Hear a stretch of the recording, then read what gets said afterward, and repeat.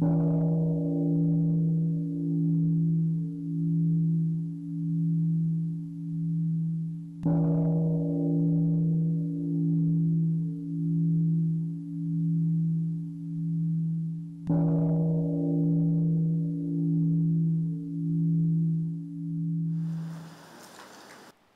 dear respected Thai, dear community, this evening we will have a presentation on the 5 mindfulness trainings, and we have 5 of our friends here with us today, this evening, to also share with us. So, can we get flowers to support them? They are very generous and very courageous to come up and share here. So, what are the 5 mindfulness trainings? So, these trainings, they represent our community's vision for a global spirituality and ethic. And these trainings, they are also a concrete expression of mindfulness. And they guide us very concretely how to live our daily life, to go in the direction of compassion and of understanding. So when we practice these mindfulness trainings, we are walking on the path of happiness, firstly for ourselves and also for others, and creating a more beautiful society and world. And personally for me, I feel that these mindfulness trainings, they have a lot of wisdom and they're very beautiful. So I feel grateful that together we can have a chance to share with you this evening about them. So each of our friends, they will share this evening. So please listen with an open mind. Just open your mind to receive what they share. And on the last day of the retreat, there will be an opportunity to receive them if you like. And also our teacher Thai also really believed in the importance of these mindfulness trainings, and he would share them, when he would go to the parliament or meet with ministers, and everywhere he went, he would share them. One time he was asked, dear Thai, when you see so many difficulties, so many problems in the world, do you fall into despair? What do you do? And the Thai replied, when I see someone taking the 5 mindfulness trainings, a group of people committing to the 5 mindfulness trainings, it gives me hope.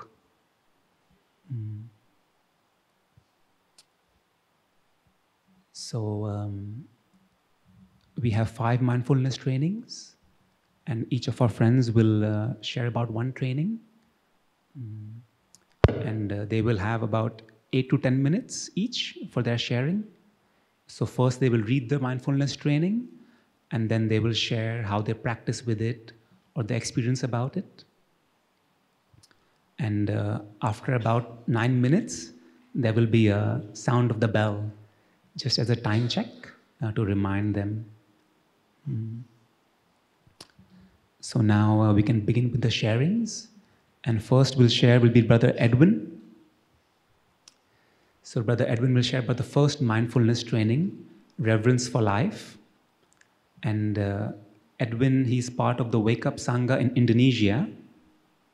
And he's an activist and also takes care of the teenagers program in the temple.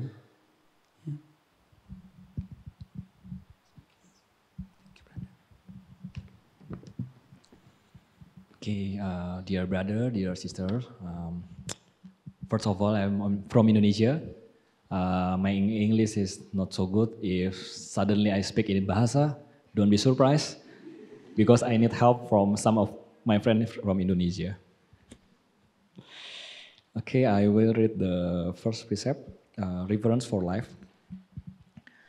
aware of the suffering caused by the destruction of life, I'm committed to cultivating the insight of interbeing and compassion and learning ways to protect the lives of people, animals, plants, and minerals. I am determined not to kill, not to let others kill, and not to support any act of killing in the world, in my thinking, or in my way of life. Seeing that harmful actions arise from anger, fear, greed, and intolerance, which in turn come from dualistic and discriminative thinking, I will cultivate openness, non discrimination, and non attachment to views in order to transform violence, fanaticisms, and dogmatism in myself and in the world. Okay, there's a lot of words in here, but I would like to highlight the non discrimination.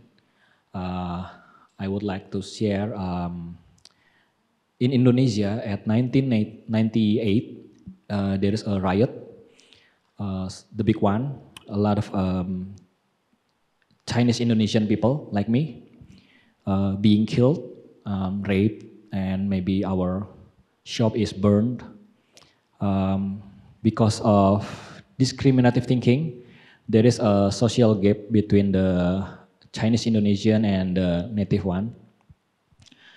At that time, I'm still so young. I'm maybe around in junior high school, and then a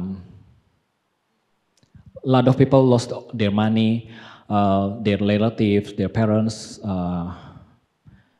and it make a trauma for my mom and my dad, of course. We have no good financial because the one that have more money, they will go out from Indonesia soon. We don't, so we left there and tried to survive. At that time, my parents asked me not to be friend with the native one because of that discriminative thinking. Make my mom and parent also become discriminative, and they also teach me to be a discriminative. At that time, in the school, my friend almost all of them is Chinese Indonesian, so I don't bother with my parents' suggestion. But when I start to go to the university, there is a big difference because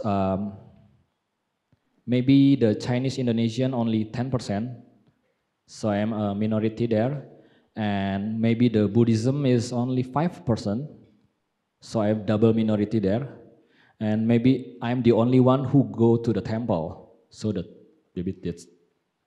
So I, at that time, I'm shocked, to be honest. Oh, university is like this. But because I have a thinking that maybe in Chinese Indonesian is much better actually, so I just try to be friend with them until I have a group to study, and we are mixed. Three of us is Indonesian native people, and then two is one including me is Indonesian Chinese, and most of the time in the Indonesian one who teach me a lot. Actually, I also ask from the other groups. Somehow the Chinese always want to make group with the Chinese one, right? I also learn from them. Somebody is smiling, so it's yes. Somehow they like I don't understand, but somehow they finish the homework first. You know that mean, right? It hurts me actually. It hurts me a lot. And then also I remember one time I watched a movie. It is an Indian movie. The title is My Name is Khan. Maybe some of you ever watch it.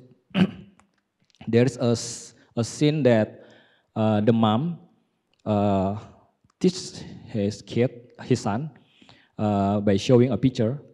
In the picture, there is a man with a gun, but in this, the dress is in the same religion.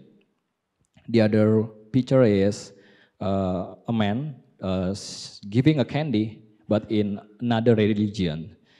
And the mom asks the son, who is the good people? At the beginning, the son chose the one with the same religion. And then the mom told, no, no, no, no. In this world, there is only two kind of people, the good one and then the bad one. Actually, this scene touched me so deep because I am taught by mom and dad being racist, right? And then look at the things happen in university. I thought, oh, yeah, that's right. Start from there. I'm practicing to open myself. And then years by years, slowly I reduce the discriminative thinking. Now I feel, I think like now I have more freedom to have friends. Actually, I really love to be here, so I can make friends. Actually, in my family, in the Carrot family, who is Carrot family? So in the Carrot family, there is a lot of foreign people, so I can make friends from more countries. Actually, I also see the groups, most is more Vietnam. Yeah, I love to make friends here. I really hope this discriminative thinking now, how to say, contagious, okay. Sorry, my vocab is limited.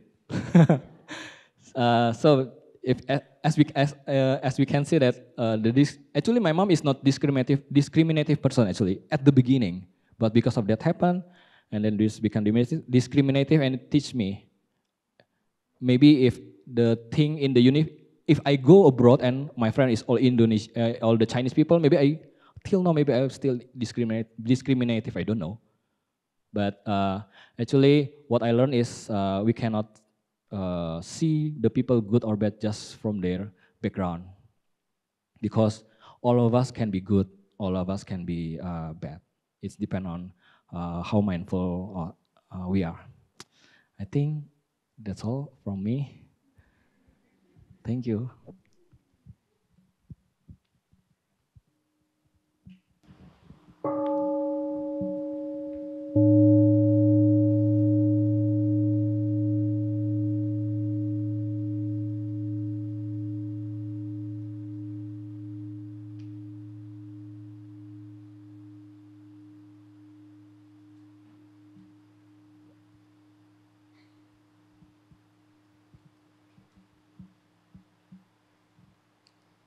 So thank you so much, Edwin, for your sharing.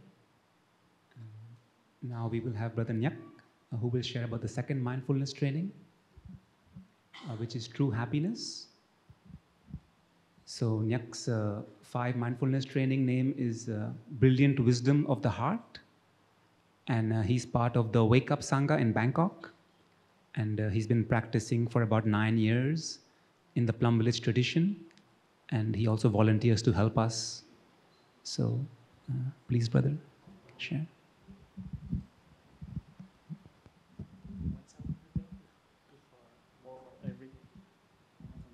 No, okay. True happiness, aware of the suffering caused by exploitation, social injustice, stealing, and oppression. I am committed to practicing generosity in my thinking, speaking, and acting. I am determined not to steal and not to possess anything that should belong to others. And I will share my time, energy, and material resources with those who are in need. I will practice looking deeply to see that the happiness and suffering of others are not separate from my own happiness and suffering. The true happiness is not possible without understanding and compassion, and that running after wealth, fame, power, and sensual pleasures can bring much suffering and despair. I am aware that happiness depends on my mental attitude and not on external conditions, and that I can live happily in the present moment simply by remembering that I already have more than enough conditions to be happy. I am committed to practicing right livelihood so that I can help reduce the suffering of living beings on the earth and stop contributing to climate change. And the sentence that I really like is that I will practice looking deeply to see that the happiness and suffering of others are not separate from my own happiness and suffering. Because normally I think we have a tendency to try to understand our beloved one, the one that we feel good, or maybe family, but it is hard for us to try to understand some people who are far away from us, who I think we like have the right to do anything to them. It may be our subordinator. It can be our subordinator or some people that we think, yeah, we can do anything to him or to them. And but it is hard, like, to try to understand their position. There will be like a thought that comes up to us to prevent us from trying to understand one another. And for me, back to 2 months ago, I have a colleague who I have to work with, and actually he is younger than me, and he has no experience in my field. I am a facilitator, and I help a company about the conflict resolution, and I like create the working environment that can create more collaboration. And that colleague, he has a tendency to like always late. Every meeting when he have a meeting with me, he always late, and I feel so bad, even though I address this problem to him many times, but he's still late. And for me, I think it is hard to try to understand him, because I don't like people who come late and like not strict to the rule. And until the last meeting, I know that, I expect that he might come late again. So I arrange the place we meet to be the place that it is so easy for him to go. It is near his house. And I change time from 9 a.m. to 10 a.m., which I think it might be it might be easier for him to wake up and like have a meeting on time. But he came late again. And after I noticed that, wow, he came late again, I try my best to like control my emotion, to take care of my emotion, mostly this anger. And at that moment, I know that in my mind, I can like speak to him like, okay, it is done. I would like to do this job myself, and you don't need to like contribute to this work again, or something like that, because he just want to learn something new with me. So he asked me a permission to like to do a work together. And from my aspect, I think I would like to help him also, because it is hard in this field to have an experience, to have a direct experience, and he has no experience. And all the things I do is, I think I would like to help him, because yeah, it is hard. And I realized that when I was younger than this, it is hard for me to learn something new. We have not that much opportunity unless we know someone who has a lot of experience personally, but I'm not that case, and he also actually. So at that moment, I have two thoughts. One is like to attack him by words or make him sad or do something like don't let him contribute to work and I will do it alone. And another one is to ask him what happened or how are you doing today? And I took a lot of time while I waiting for him. And finally, I decided to ask him, what happened with you? How are you doing today? At first, he just told me that he is sorry. He's sorry with me that he came late, and we didn't talk much about why he came late again. But after that, I think I would like to give him a space. And after I take care of his emotion at the beginning, we can have a good work when we work together on that day. And at the end of the day, he finally told me that he had an argument with his girlfriend, which actually I know her also because we are friends. And yeah, I don't want to make my friends sad or suffer. And at the beginning, I don't know. And so luckily that I don't attack him by my words, or do anything or speak something harsh to him. And yeah, it's turned out like we can have a great work together on that day. And I still notice that because of his difficulty that he faced with his girlfriend, that makes him not being able to being in the present and work efficiently in that day, and it affects us, and it affects me also. And the way that I choose is not to condemn or complain anything about him, about the ability, about his lacking ability to to take care of his own emotion or his condition.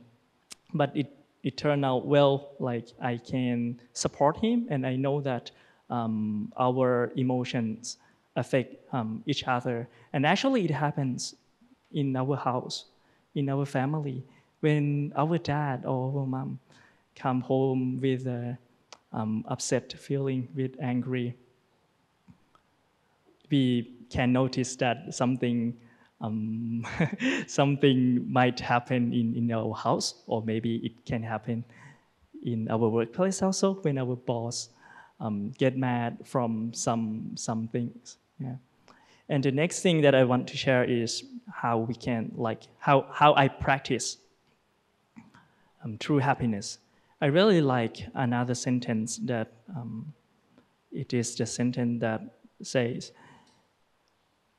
I am aware that happiness depends on my mental attitude and not on external conditions, and that I can live happily in the present moment simply by remembering that I already have more than enough conditions to be happy. I really like the word living in the present moment. And okay, it's almost the time.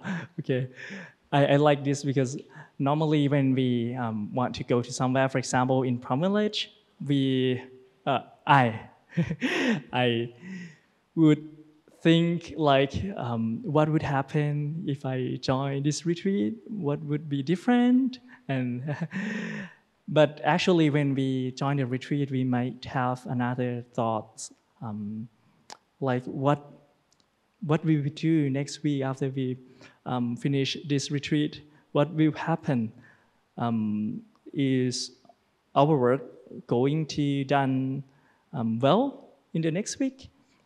So, yeah, the way that I practice is just to living in the present moment.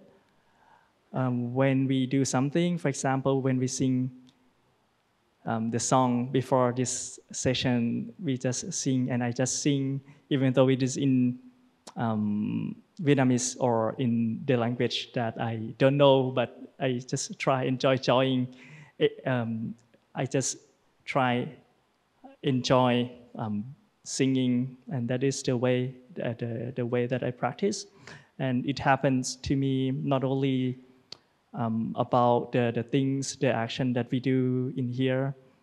Did you know Brother Namsak? Yeah. When I visit Pram Village, I meet him many times, and he is a brother who plays guitar.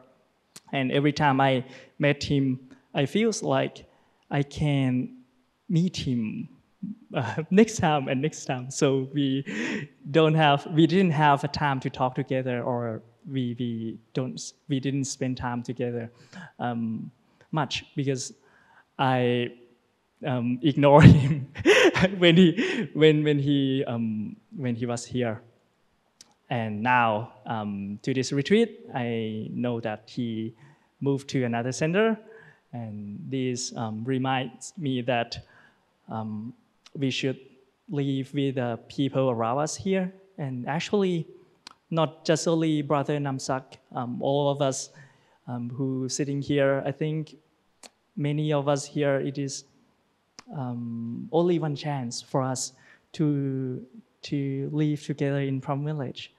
And many people when I met in Pram Village, even though we give contact to another person, or when we have each other social media, but we didn't talk much in social media like our friends in high school, even though we have their Facebook, their Instagram, but we don't usually talk to them as when we was together in the school. So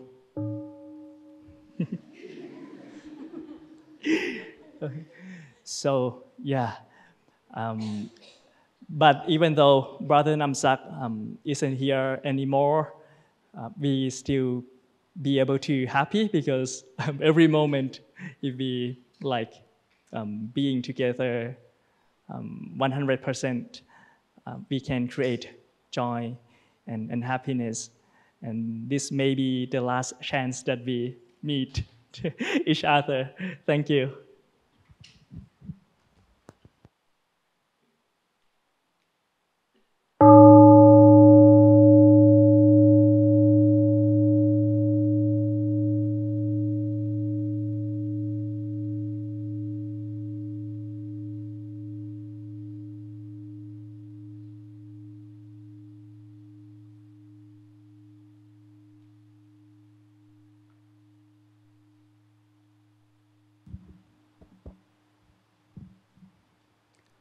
So thank you so much, Brother Nyak, for your sharing. And next we will have Tien sharing for the third mindfulness training on true love. So Tien's 5 mindfulness training name is Rising Awakening of the Heart. And she has roots from both Vietnam and Cameroon. I guess many people have been asking her where she's from. And she's also part of the Wake Up Sangha in Vietnam. Yeah.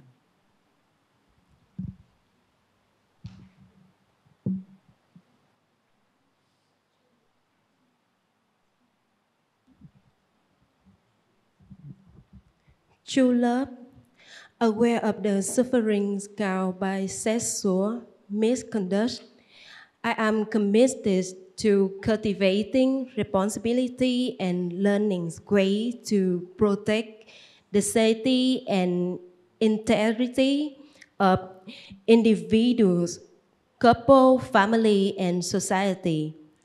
Knowing that sexual desire is not love, and that sexual activity motivated by craving, always harm myself as well as others. I am determined not to engage in sexual relations without true love and a deep, long-term commitment. May know to my family and friends, I will do everything in my power to protect children from sexual abuse and to prevent couples and families from being broken by sexual misconduct. Seeing that body and mind are one, I am committed to learning appropriate ways to take care of my sexual energy and cultivating loving kindness, compassion, joy, and inclusiveness, which are four basic elements of true love for my greater happiness and my greater happiness of others. The practice of true love, we know that we will continue beautifully into the future.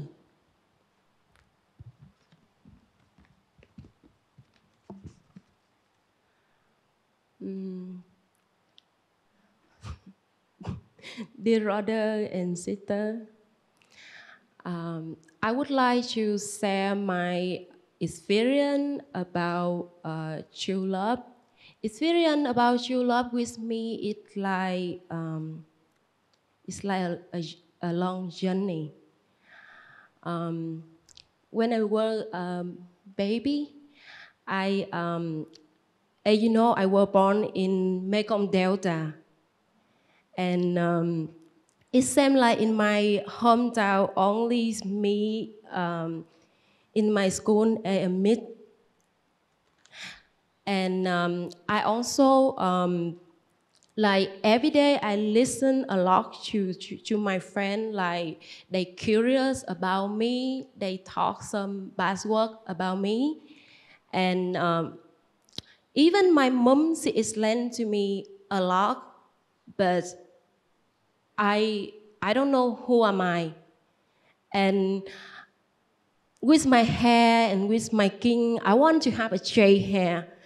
Every day I try to go to bed early, and I wish that when I wake up, I can be more wise. And sometimes my friends say the nice work to me, sometimes my friends say the best work to me, and sometimes I pick them up, but I also feel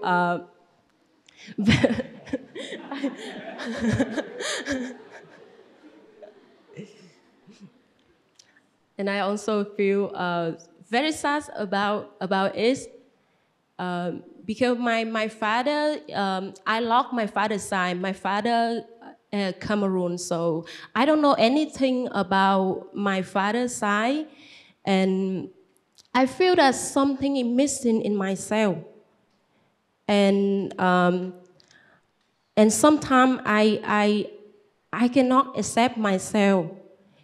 And I always try to looking for someone that love me, someone that recognize me. And so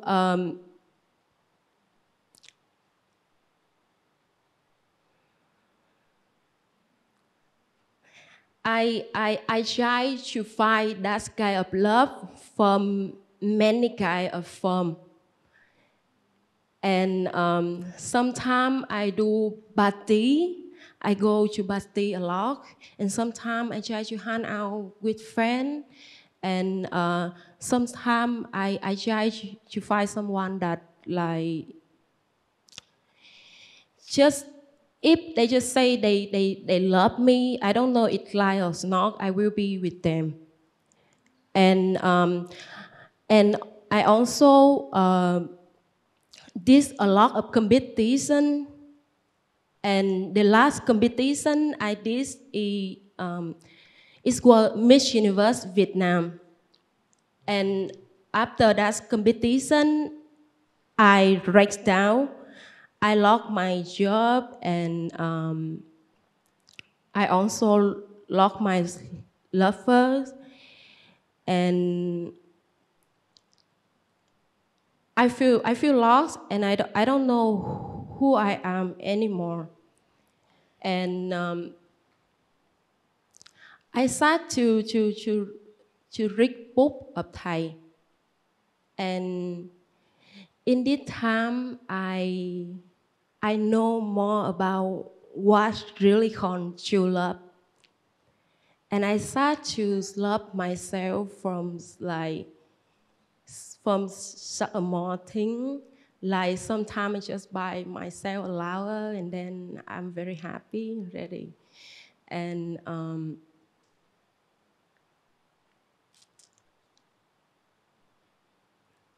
and I don't put the work like love myself to people around me anymore.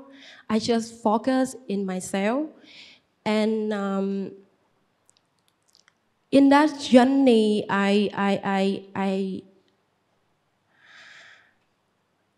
I've been through a lot of healing moments, and last year, my fiance, he got cancer, and I think if I never know how to love myself, I in this time I'm not able to take care of him, and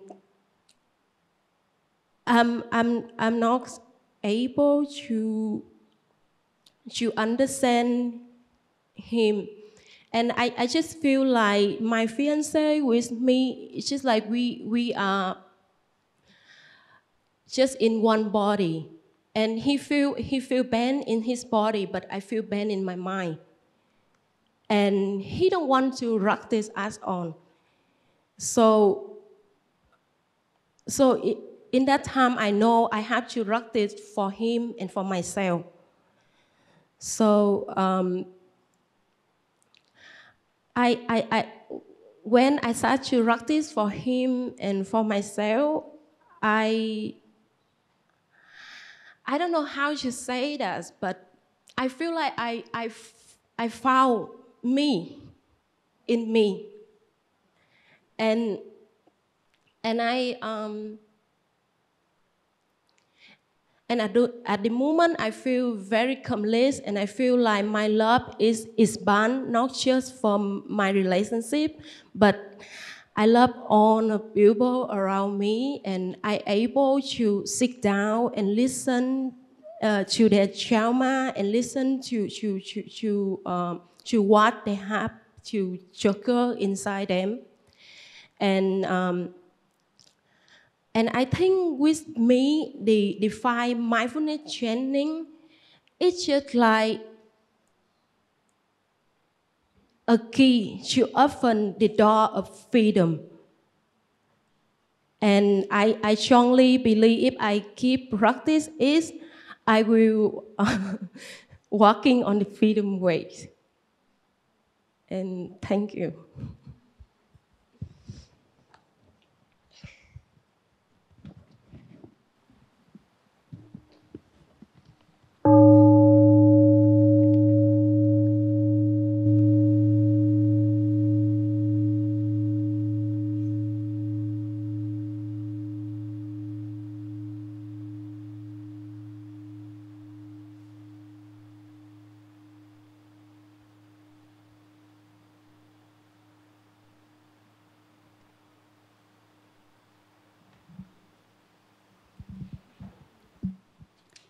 So thank you so much, Tien, for your sharing.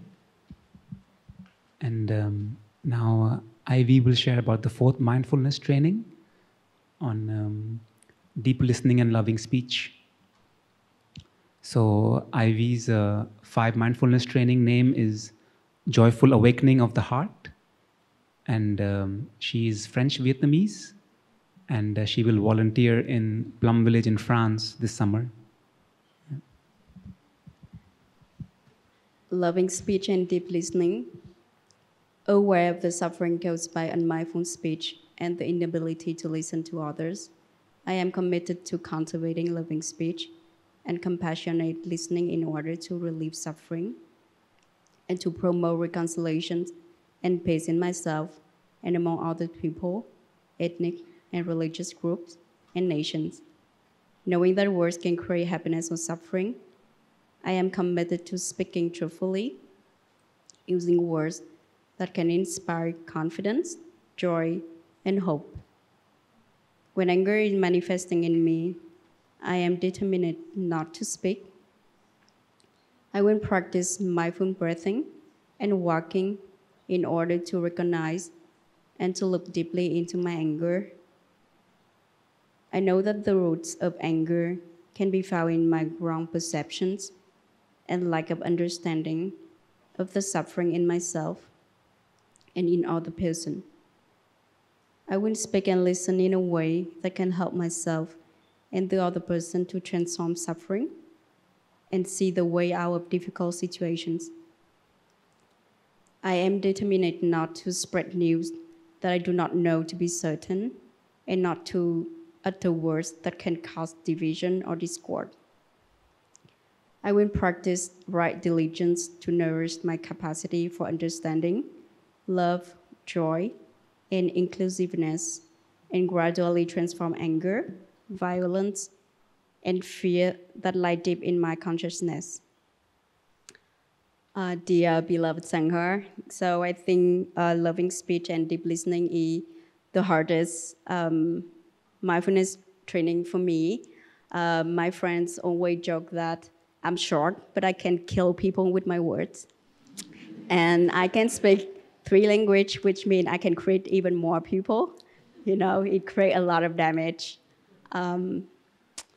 I think, I was born and raised in Vietnam until age 15.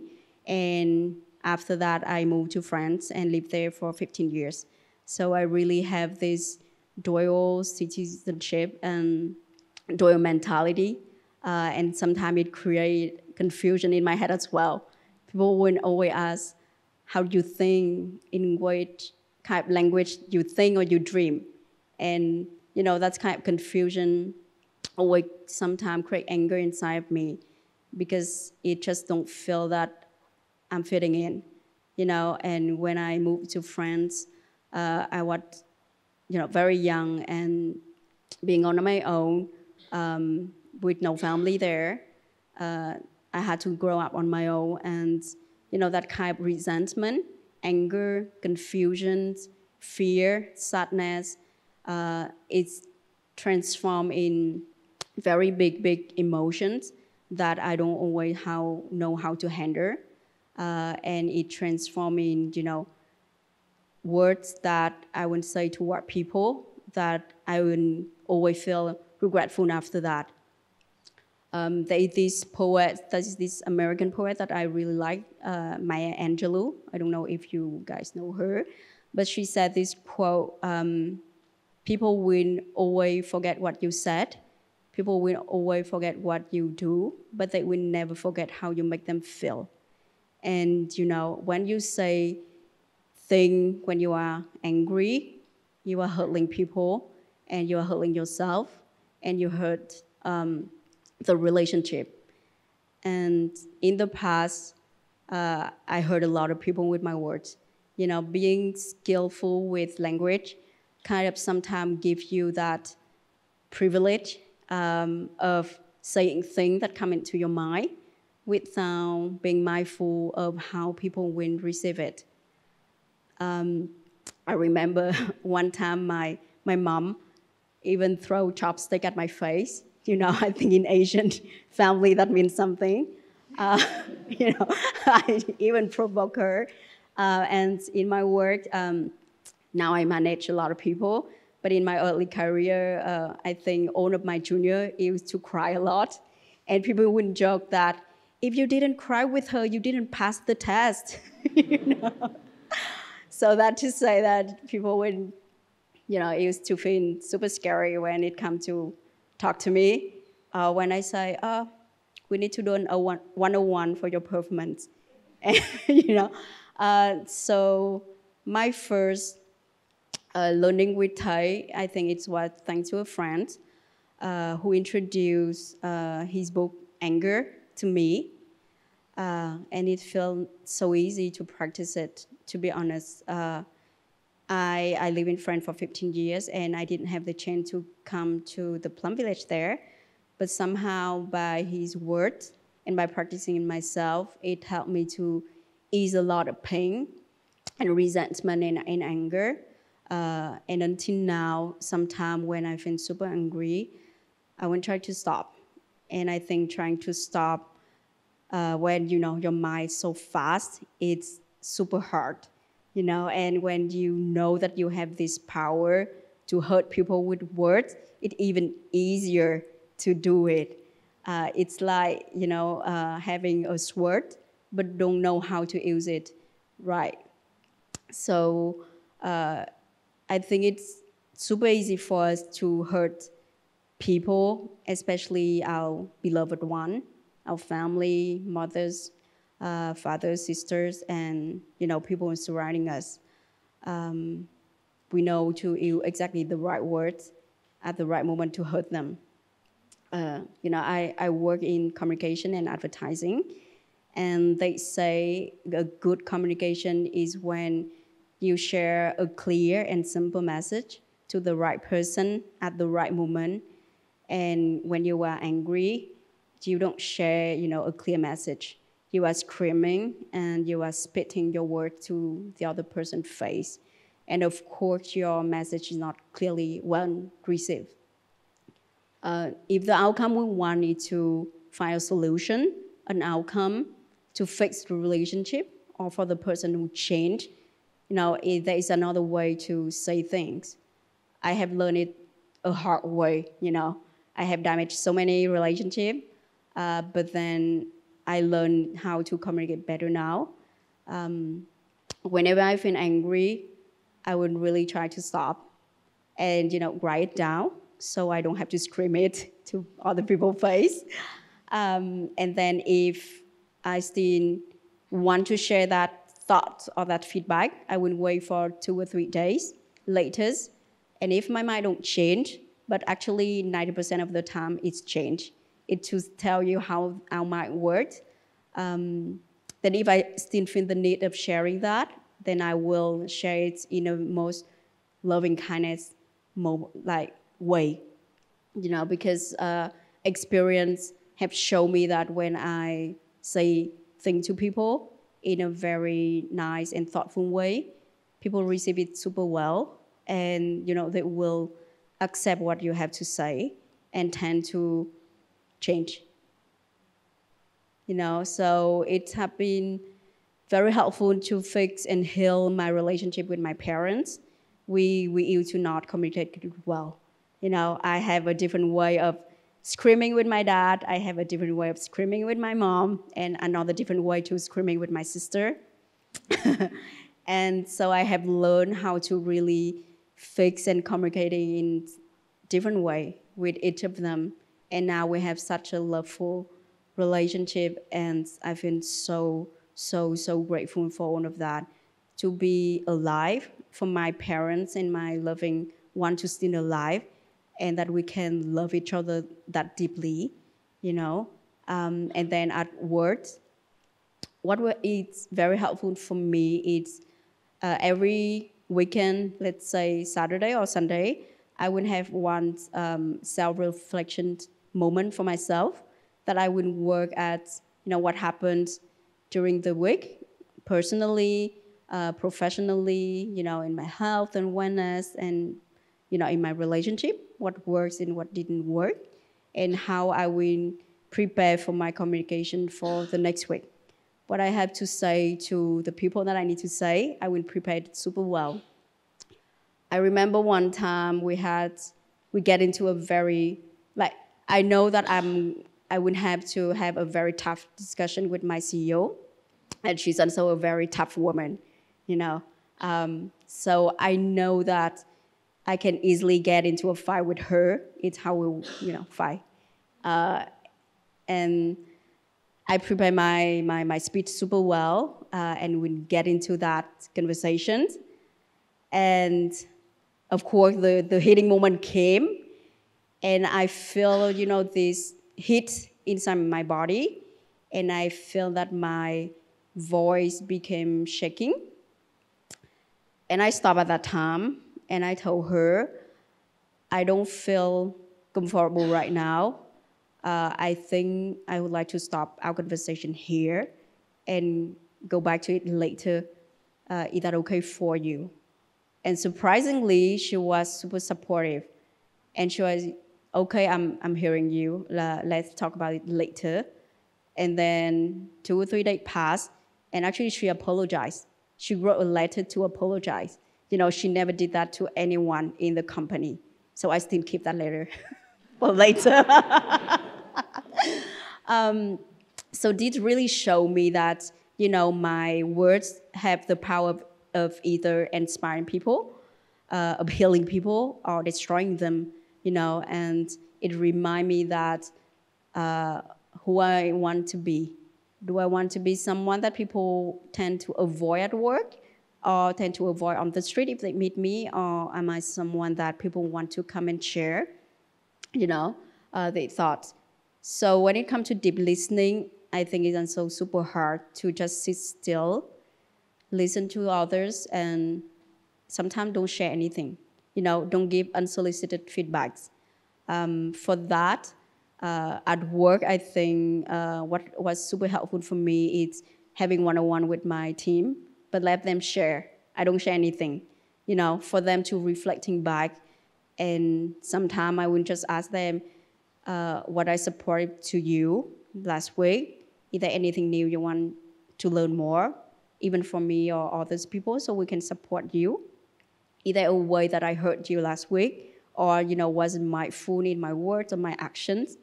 That kind of very helpful questions that both help us and being very open to sharing.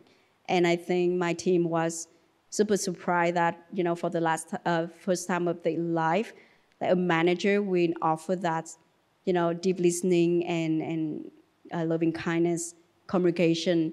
So we have been developing a stronger teamwork and good relationship. So if a person like me can learn how to communicate better, I think all of you can do. Thank you so much.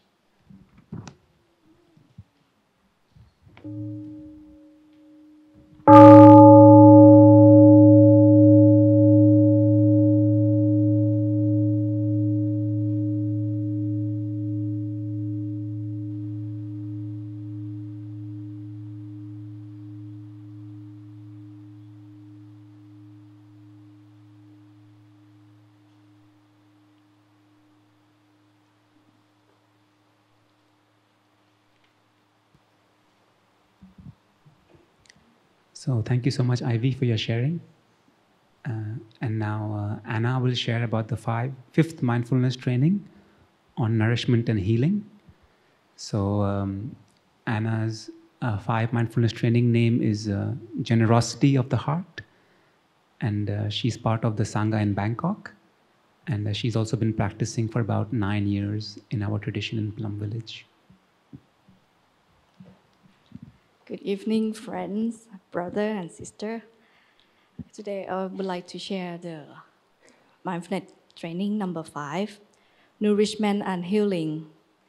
Aware of the suffering caused by unmindful consumption, I am committed to cultivating good health, both physical and mental, for myself, my family, and my society. By practicing mindful eating, drinking, and consumption, I will practice looking deeply into how I consume the 4 kinds of nutriments, namely edible foods, sense, impression, volition, and consciousness. I am determined not to gamble or to use alcohol, drugs, or any other products which contain toxins, such as certain websites, electronic games, TV programs, films, magazines, books, and conversations. I will practice coming back to the present moment to be in touch with the refreshing, healing, and nourishing elements in me and around me, not letting regrets and sorrow drag me back into the past, nor letting anxieties, fears, or craving pull me out of the present moment. I am determined not to try to cover up loneliness, anxieties, or other suffering by losing myself in consumption. I will contemplate interbeing and consume in a way that preserves peace, joy, and well-being in my body and consciousness, and in the collective body and consciousness of my family, my society, and the earth. Well, okay, I'm a bit nervous.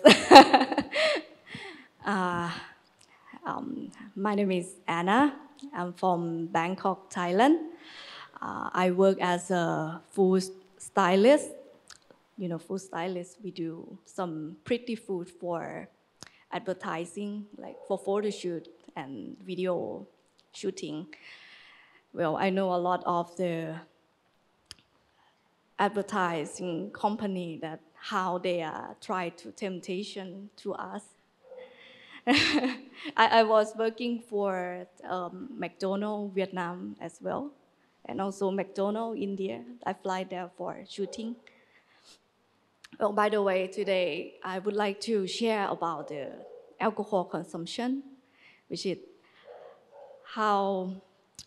what I can use, what the practice can transformation me, and also how can I did that. Well, I'm Thai, but I'm married with Korean husband. You know, oppa. I'm married with oppa. Well, 10 years ago he was oppa. Now he ajashi. Is anyone Korean here? Oh, 안녕하세요.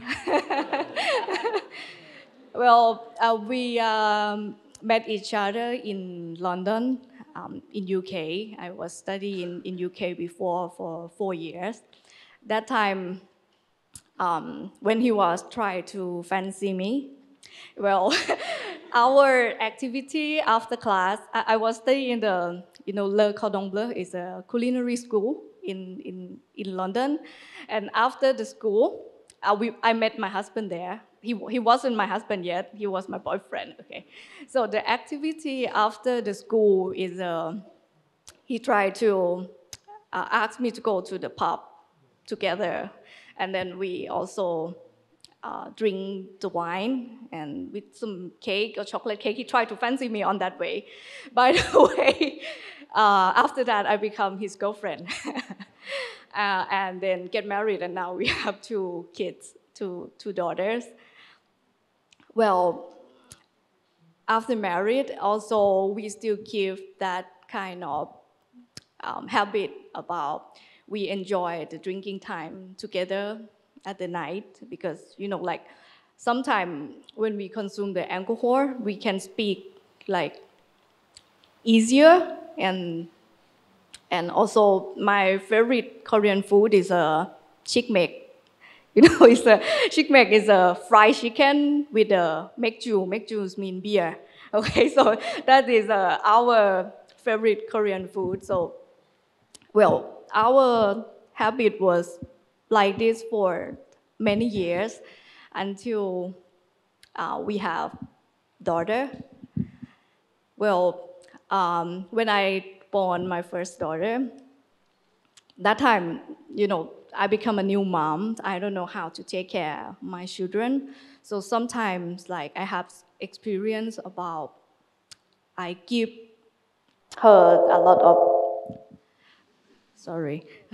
I kind of cannot speak a lovely word to her much, because sometimes when she did wrong,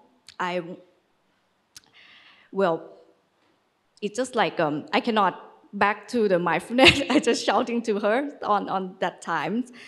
And I also realized that maybe because of I also consume alcohol so often.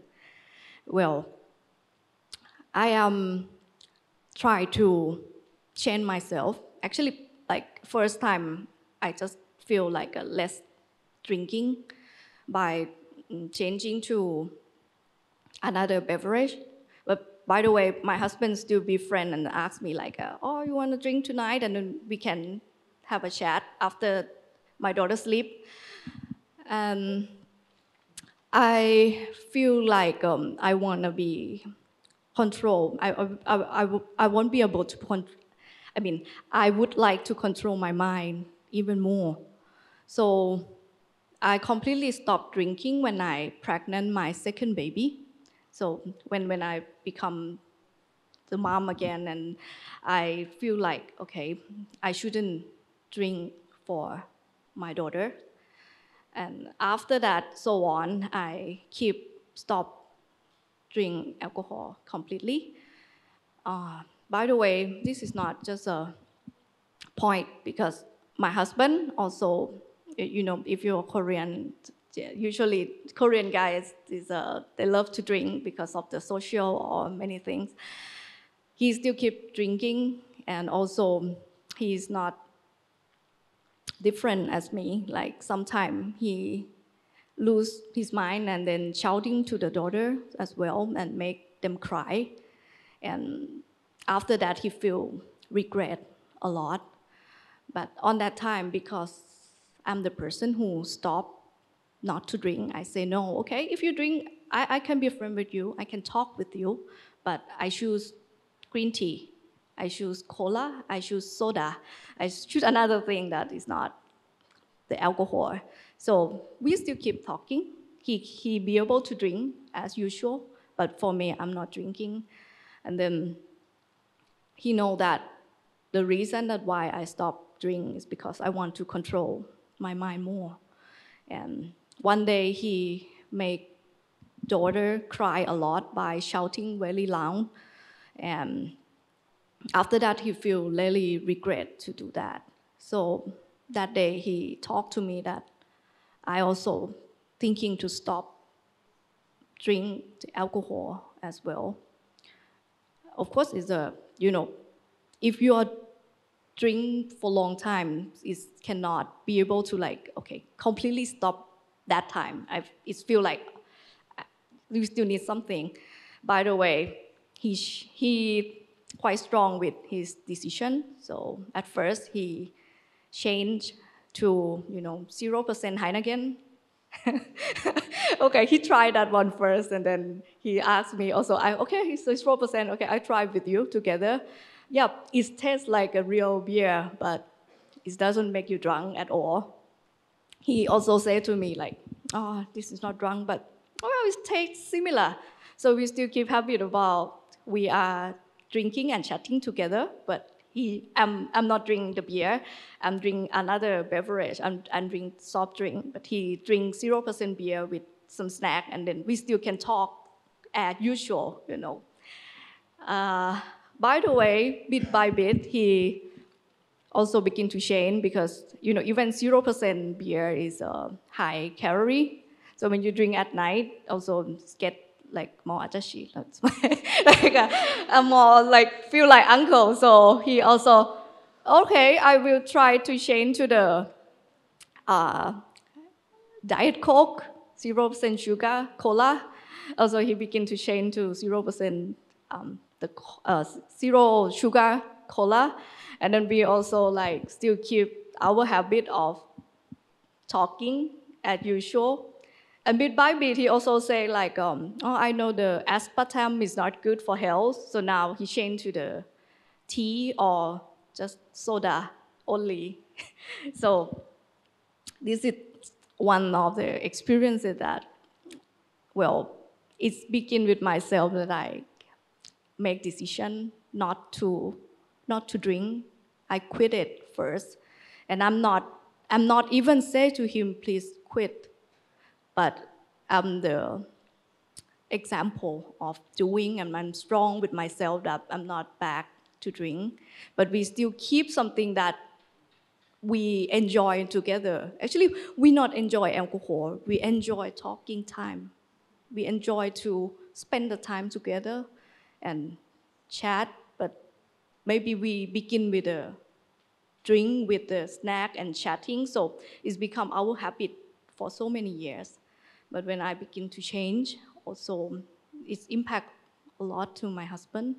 And now he also completely quit alcohol also. So this is something that I want to share. And for the people who you still don't know that on the last day you will receive the mindfulness training or not, for my experience, I just want to share that it's nothing scary. You don't need to, like, when you read, okay, I need to quit all of them. Actually, it's not, but it's like when you feel like you make decision to improve yourself on the good way, then you receive it, then you have the guideline that you can follow. It's not like you receive it and you become Buddha, you quit everything. No, it's not. It's not as that. You know, it's you receive the guideline for your life, and then you know that what is the right way that you can back and follow. So, well, I hope that I will see many people that make a good decision soon. Okay. All right, that is all my sharing.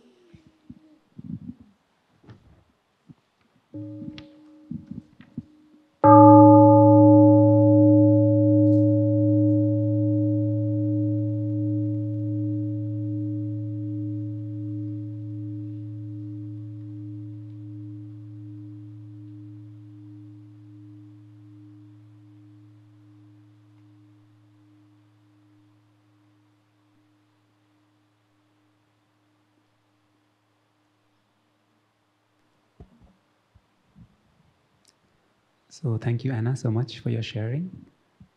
And so thank you again for all 5 of our panelists for sharing this evening, for sharing very personally and sharing their experiences. We can have flowers for all 5 of them to show our appreciation.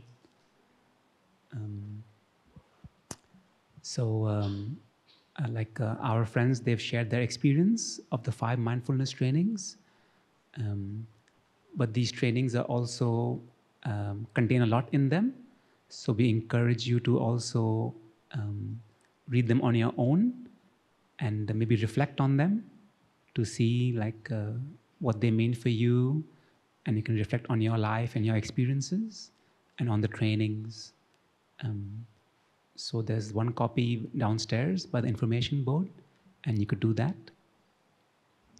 And also, like these mindfulness trainings, they are like the North Star for us.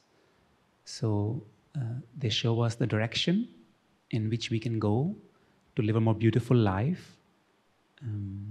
We don't need to be perfect, practice them perfectly. We just practice with them.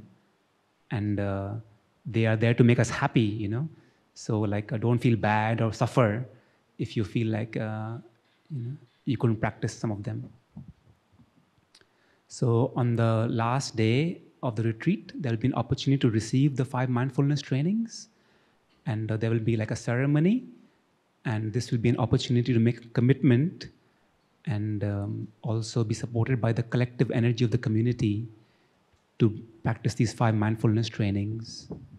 So if you feel inspired, we can choose to receive them. It's optional. And we can receive either all 5 of them, or we can get one, or whichever ones we like. We can choose them. And this ceremony is also a chance to renew our mindfulness trainings. So if you have received them before, but we want to renew them, we can also do that. And these mindfulness trainings are also secular. So if you have any religion, you can take them.